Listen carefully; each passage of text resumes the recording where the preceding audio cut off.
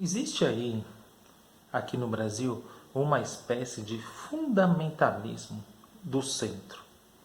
Uma ditadura do centro. Parece um contrassenso isso que eu estou dizendo, mas não o é. E vejamos, o discurso vigente é sobre essa ideia que não pode polarizar, não pode radicalizar, não vamos aos extremos, vamos buscar o equilíbrio. É melhor o equilíbrio do que um extremo à direita ou um extremo à esquerda. Isso não é bom para o país. Este é o discurso vigente e que carrega em si já um certo dogmatismo. O que eu vou conversar com vocês é exatamente sobre isso e mais, no segundo momento, sobre esta questão do Geraldo Alckmin ser vice do Lula. Mas antes, eu peço para você, dê o like, passe para frente o vídeo, ative o sininho, porque é importante o conteúdo deste canal avançar para que possamos construir uma certa hegemonia de esquerda no país. Vamos lá ao assunto. Como eu disse, há um certo fundamentalismo do centro em relação a essa ideia de não radicalização e não polarização. Mas esse discurso ele carrega em si algumas contradições. Desde que houve o fim da ditadura militar, no Brasil, todos se colocavam no centro, vamos dizer assim. Todos se diziam sociais-democratas. Até o Maluf já disse que era um social-democrata. Haja visto que o ápice dessa moda foi a criação de um partido chamado Partido da Social Democracia Brasileira, PSDB, com alguns membros saindo do MDB. O que eu quero mostrar para vocês é o seguinte: não há no Brasil uma espécie de radicalização e polarização. O único momento em que houve isso foi ali na ditadura militar, em que projetos de país estavam completamente distintos. De um lado você tinha os projetos dos militares e de um outro lado a sociedade civil que desejava a volta da democracia. E não é, como dizem hoje alguns energúmenos de direita, de dizer que eles queriam a implementação do comunismo com o apoio da União Soviética. Isso é uma burrice do tamanho sem fim, que não há sentido algum nisso aí. O que houve naquele momento foi, sim, um apoio massivo dos Estados Unidos da América em relação aos golpes aqui na América Latina, haja visto que a implementação do neoliberalismo no primeiro país, que foi o Chile, se deu ali com Augusto Pinochet e com o assassinato do Salvador Allende. Certo? Então vejam só.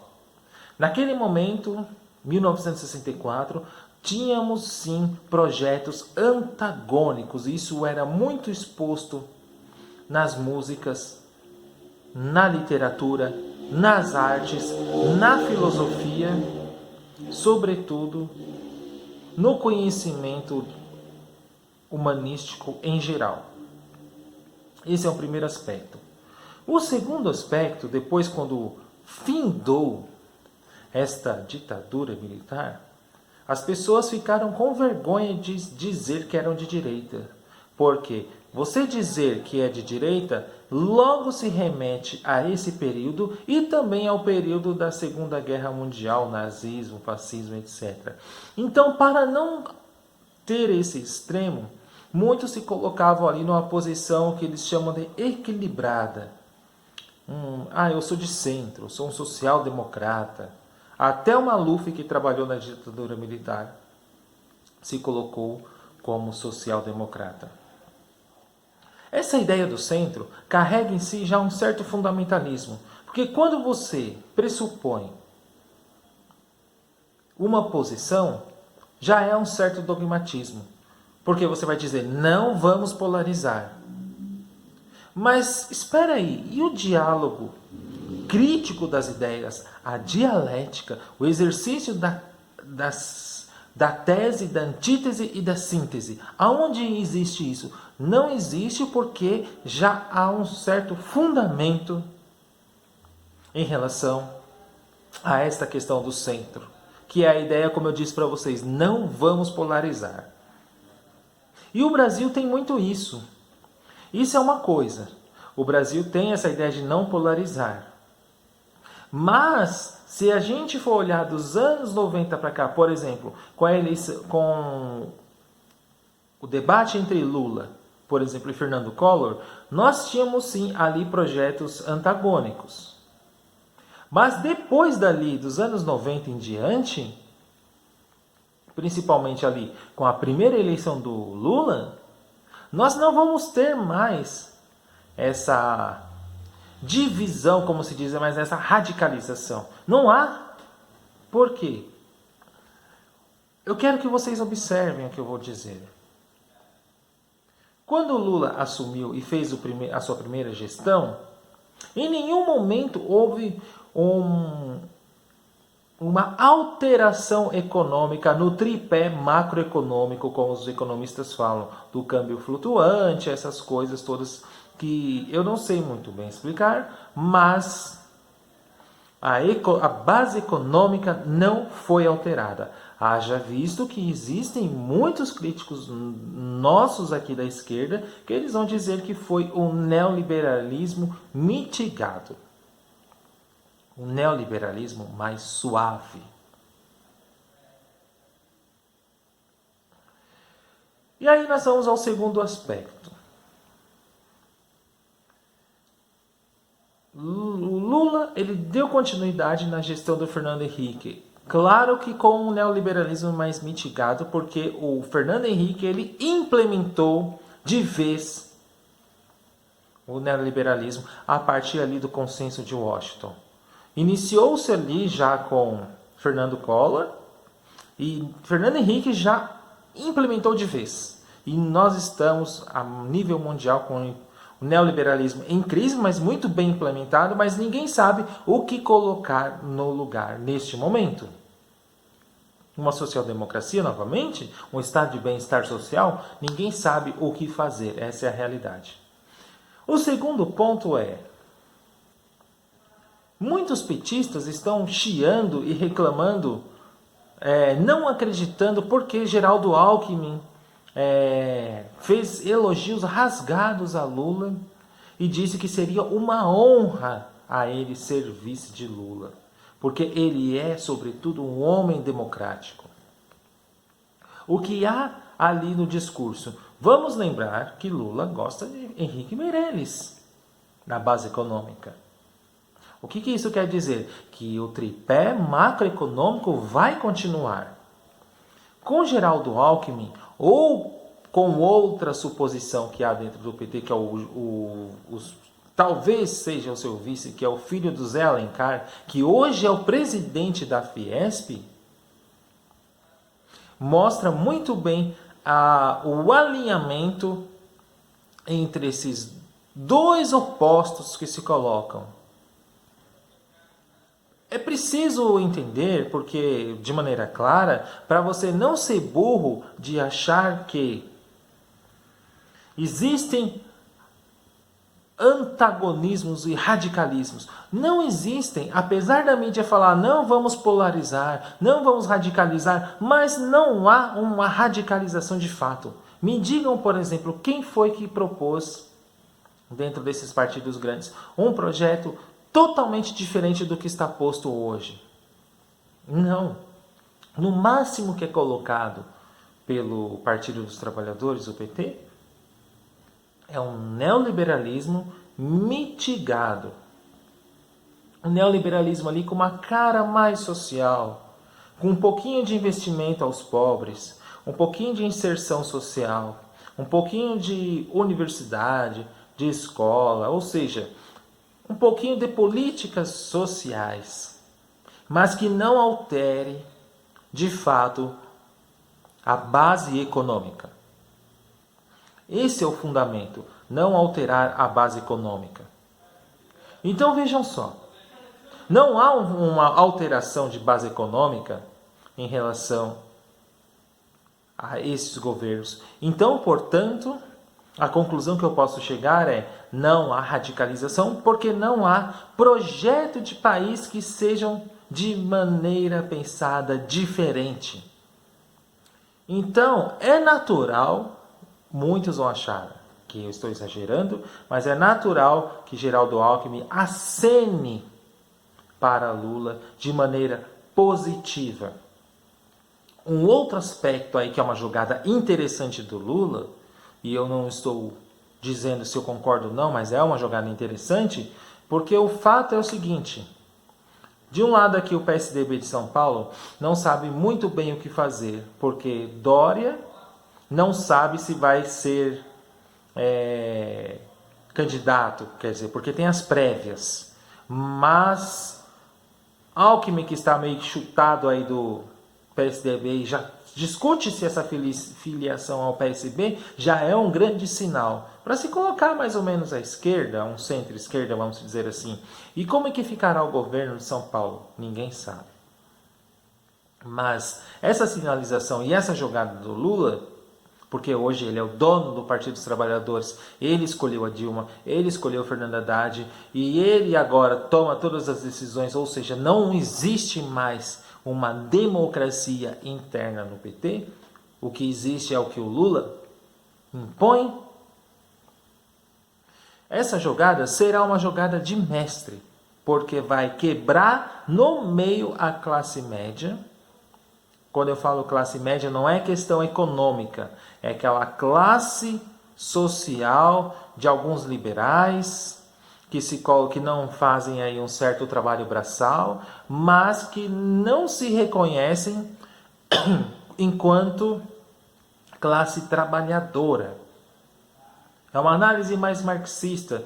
Quem fala muito disso em relação a essa classe média, mas em outros termos, tem a Marilena Chauí, que fala dessa questão da classe média, e tem um outro intelectual que vai falar de maneira magistral, mas ele utiliza um outro termo, que é o homem burguês, que é o Leandro Konder. O homem burguês é aquele que está no meio ali da classe, ele não é os donos do meio de produção, que também esse é o burguês, mas esse burguês é aquele que sofre influência de todos os mecanismos ideológicos do poder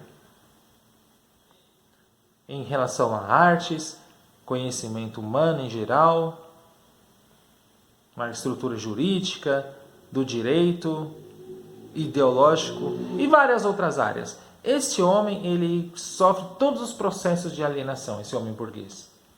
Então, essa jogada quebra no meio esse público que vai se dividir.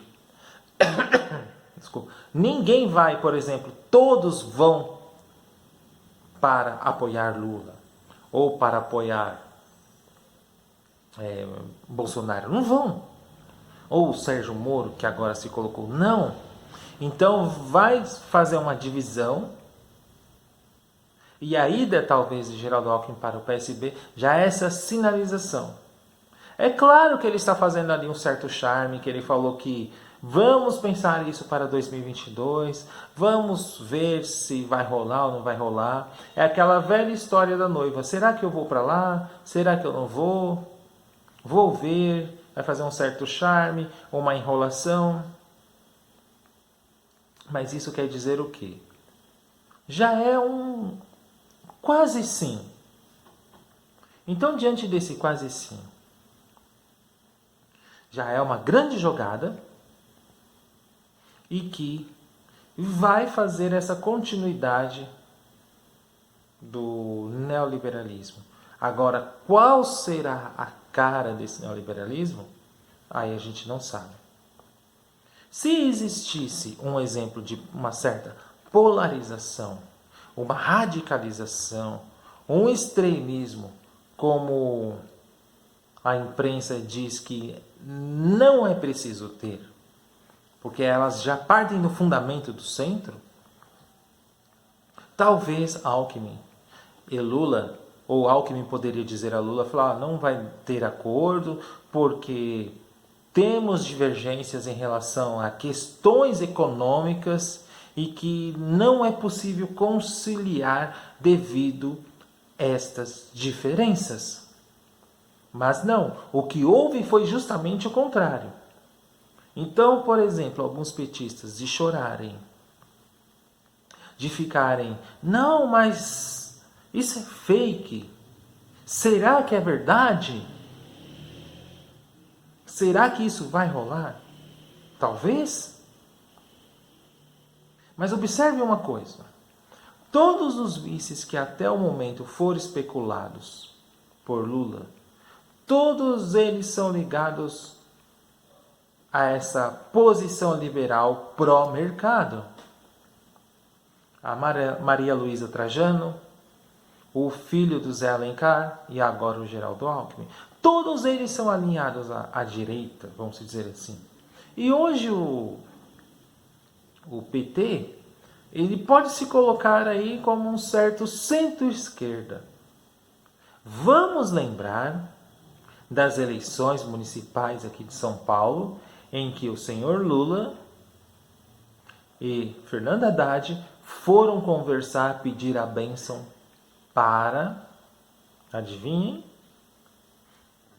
Paulo Maluf lá na sua mansão, em troca de apoio à prefeitura. Lembram-se disso? Que tiraram a foto trocando elogios ali?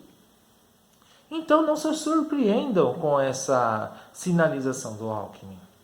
É mais do que natural, dado o momento que estamos, e se a gente analisar o percurso de Lula na presidência da República. Então é muita burrice de alguns militantes petistas acharem que isso é fake e que isso não é possível. É não entender, por exemplo, o mínimo da base econômica que está ali pelos dois projetos, quais são as grandes semelhanças que há entre os dois e as pequenas diferenças, ou seja, há mais semelhanças do que diferenças.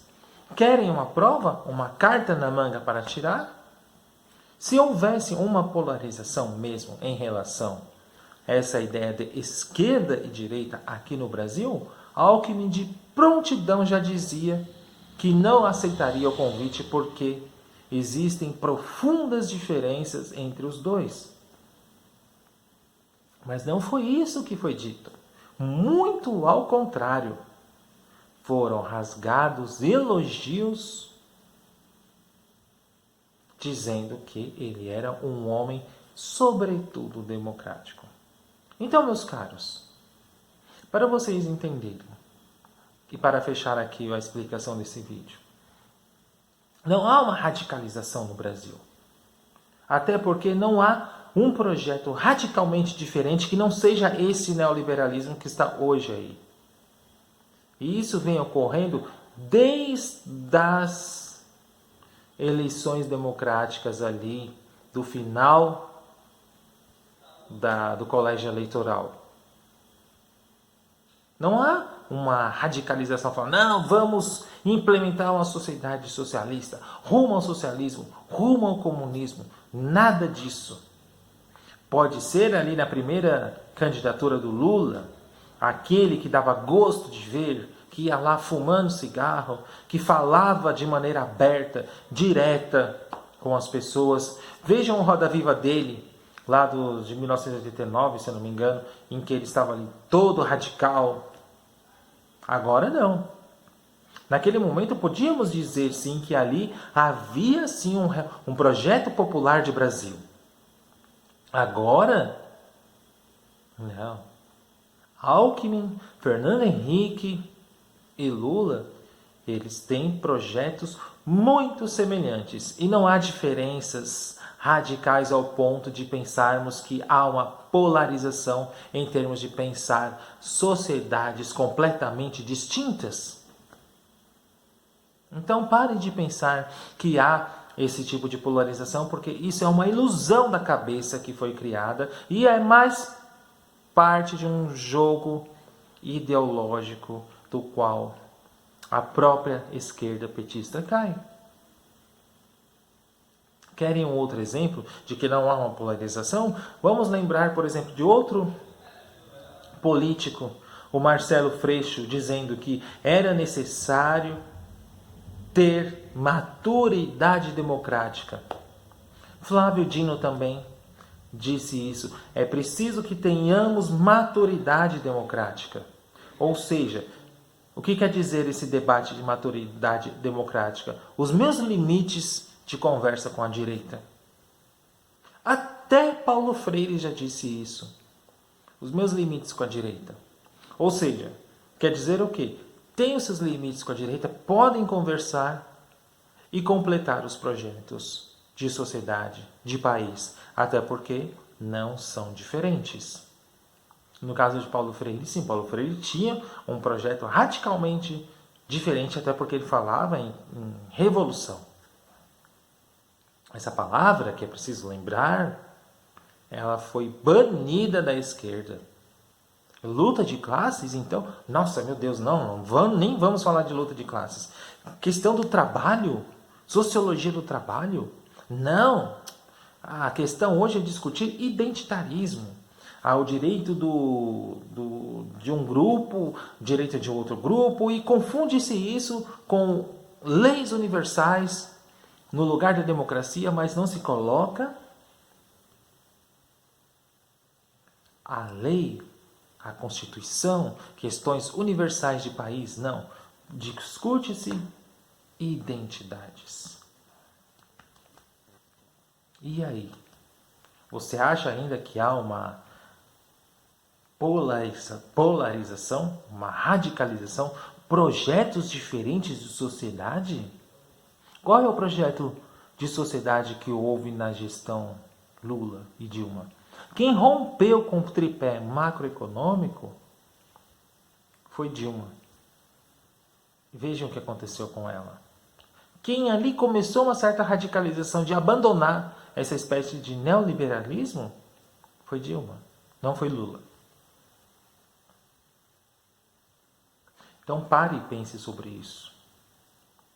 Antes de você chiar, reclamar, espernear, não acreditar, acredite. Até porque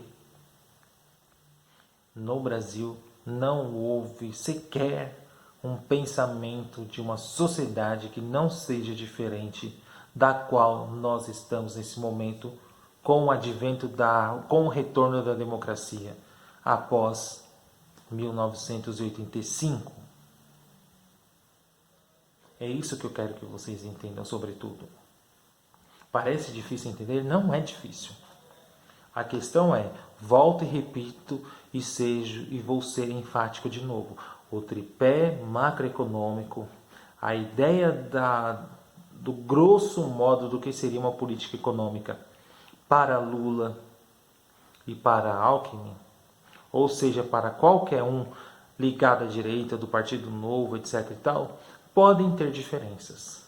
Sim, evidente, não são semelhantes, mas nada que seja polarizado e que seja radicalizado ao ponto de você pegar um projeto e pegar outro e falar, não são conciliáveis, até porque são completamente diferentes.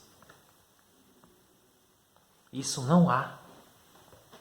É essa questão que é preciso entender. Então, portanto, o discurso de Geraldo Alckmin sinalizando para Lula é muito bem-vindo, até porque Geraldo Alckmin entendeu que o Lula fez uma política econômica de bom grado.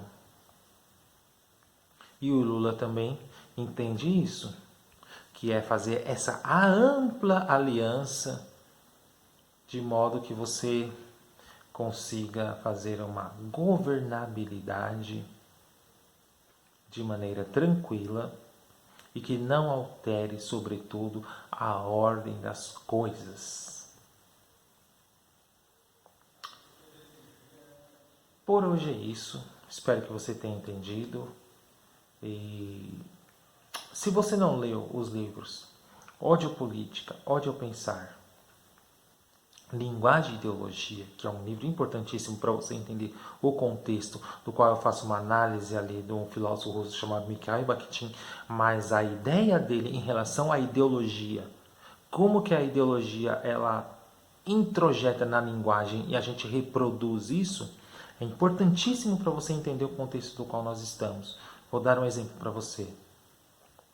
As fake news. É um belo exemplo de você usar a linguagem para distorcer a realidade e colocar uma outra realidade para a pessoa acreditar em algo falso.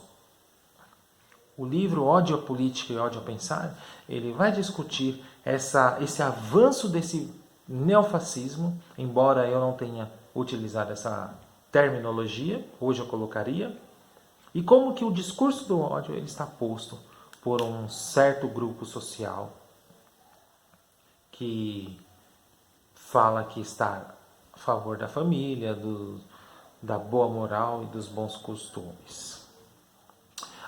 E há outro livro importante para você entender também.